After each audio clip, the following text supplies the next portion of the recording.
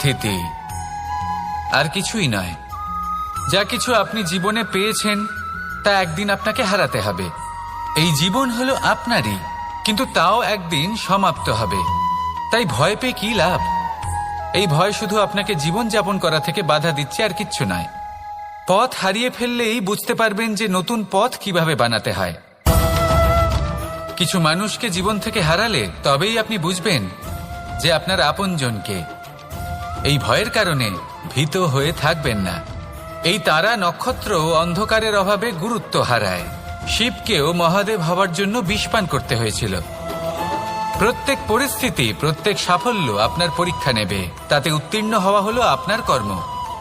যখনই আপনি ভয় পাবেন বা সংকটের সম্মুখীন হবেন, তখন সাহসের সাথে তার সম্মুখীন হন।